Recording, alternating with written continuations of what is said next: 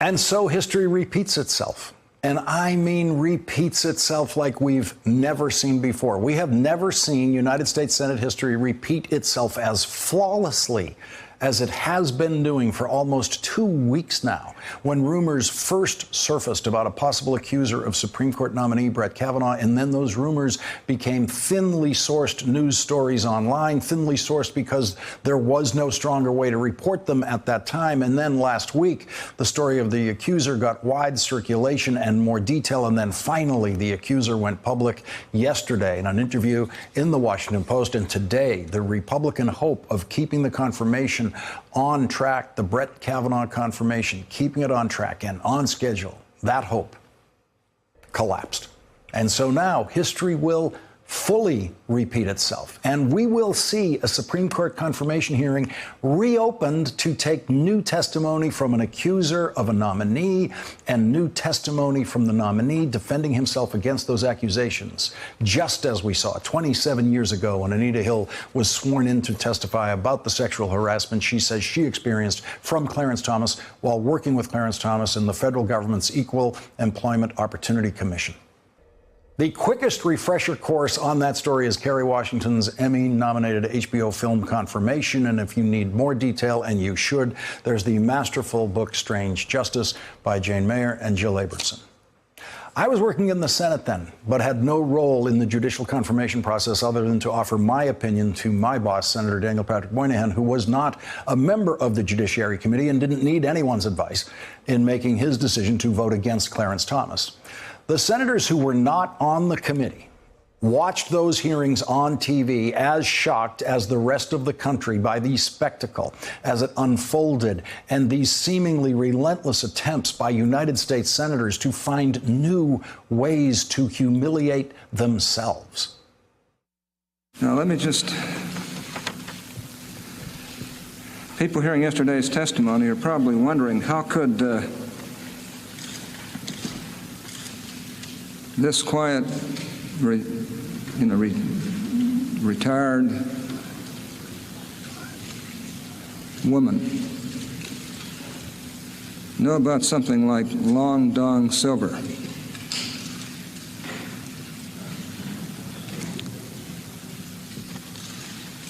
Did you tell her that? He's still on the Judiciary Committee. Senator Orrin Hatch is still on the Senate Judiciary Committee. And the question tonight is, what has Orrin Hatch learned in the 27 years since he embarrassed himself and the Senate in that hearing? What have the Republicans and the Judiciary Committee learned? The answer might be that they've learned absolutely nothing. Before completely surrendering to Democratic demands today that they postpone Thursday's vote on Brett Kavanaugh's confirmation, the Republicans, led by Mitch McConnell and Chuck Grassley, the chairman of the Judiciary Committee, were trying to power through this controversy. They were insisting that the vote would take place on Thursday. And they were trying to arrange some kind of private conversation with Professor Christine Blasey Ford. They were still trying to do that even after Professor Ford told her story in detail to the Washington Post yesterday. But today, history caught up with the Republicans. Yesterday, Judiciary Committee member Lindsey Graham said, if the committee is to hear from Ms. Ford, it should be done immediately so the process can continue as scheduled. And tonight, not a word about the schedule from Senator Graham. Is there the possibility that you believe her story, but he is still qualified to serve on the court? I'd have a hard time putting somebody on the court that I thought tried to rape somebody. Period. Period. A hard time. And that very nervous chuckle about the hard time that Lindsey Graham's going to have in the Senate Judiciary Committee. Clarence Thomas squeaked by in his confirmation vote on the Senate floor, 52-48. But before Anita Hill testified against Clarence Thomas, he was on his way to getting 90 votes, at least 90 votes in the Senate, just like Antonin Scalia, Anthony Kennedy, and David Souter before him. All Republican nominees all got more than 90 votes. Professor Anita Hill took at least 40 votes away from Clarence Thomas, including 2 Republican votes. If Professor Christine Blasey Ford takes only 2 Republican votes away from Brett Kavanaugh, only 2, then he will not be confirmed.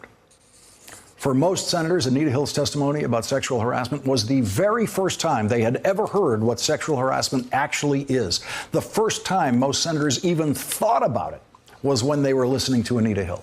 Professor Ford will step into a different atmosphere when she testifies in the now reopened confirmation hearings of Brett Kavanaugh on Monday of next week. This time, everyone on the committee and everyone in the Senate will know what she is talking about.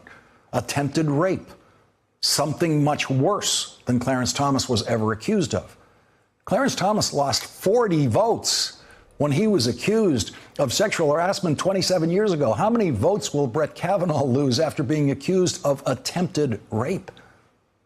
Professor Ford will be testifying after more than a year of the Me Too movement, which saw Fox News host Bill O'Reilly lose his job over charges of sexual harassment, and then Harvey Weinstein charged with rape, criminal rape in New York City, and a long list of prominent and powerful men, most recently the head of CBS, Les Moonves, knocked off track, knocked off their career paths, fired on the basis of sexual harassment and some sexual assault accusations. After a year and a half of that increasingly powerful movement with Republicans in the United States Senate, specifically Republican Senators Susan Collins and Lisa Murkowski, how will they decide that there still should be some safe employment havens left for men accused of sexual assault, and that those two safe havens should be the White House and the United States Supreme Court? Is that what they will decide? We now have the only president in history who has publicly confessed to sexual assault and described his preferred methods of sexual assault. I gotta use some Tic Tacs just in case I start kissing her. You know, I'm automatically attracted to beautiful. I just start kissing them. It's like a magnet. You just kiss. I don't even wait. And when you're a star, they let you do it. You can do anything. Whatever you want. Grab them by the do anything. When it comes time to vote, Republican senators will have to decide if they are going to give the self-confessed sexual assaulting president what he wants: the confirmation of a now accused sexual assaulter as a Supreme Court justice, because that nominee has indicated that he no longer believes the president of the United States can be subpoenaed. That's why Brett Kavanaugh is so important to Donald Trump. Donald Trump's belief that Brett Kavanaugh might save him from a subpoena in the Mueller investigation. That's what this confirmation has always been about. The reason the Republicans wanted to rush this vote is the age-old Senate strategic principle that the quicker the majority party can get a vote on something, the more likely they are to win. And the longer the issue or the nominee hangs out there without a vote, it becomes more and more likely that you'll lose that vote. But the Senate minority always has ways of slowing things down, and so Brett Kavanaugh has been slowed down. And every day that Brett Kavanaugh does not get a vote in the Senate is a day that support for Brett Kavanaugh can only weaken. It can't get stronger. One of the many weaknesses in the confirmation process that Anita Hill exposed is that the Senate Judiciary Committee does not have a standard of proof for accusations made against a nominee. No committee does. And so we might hear a Republican senator like Lindsey Graham, after all the testimony is in, say that he does not know who to believe, doesn't know who's telling the truth. Brett Kavanaugh, now his outright repeated denial that he absolutely did not do what he's accused of, or Professor Ford's insistence that he did. And Lindsey Graham saying he doesn't know who to believe might just say that because the accusation against Brett Kavanaugh was not proved beyond a reasonable doubt, he cannot deprive Brett Kavanaugh of a seat on the Supreme Court. He cannot deprive him of career advancement based on a mere suspicion. And at the same time, we might hear Democrats say that he or she is not sure who to believe, and because Brett Kavanaugh did not prove his innocence beyond a reasonable doubt, he cannot be elevated to a position that is supposed to be above suspicion on the highest court in the land. The standard of reasonable doubt is a criminal courtroom standard. It is our highest, strictest standard for finding of fact, proof beyond a reasonable doubt. That is the standard we require before we take someone's liberty away and put someone in prison, or in this country, execute someone. But what is the correct standard? for awarding someone, giving someone a position on the highest court in the land. Should senators ever vote for a Supreme Court justice if they have any doubt at all about that nominee's integrity? The Senate Judiciary Committee has never decided that question. In the 27 years since Clarence Thomas, they have never figured out that question.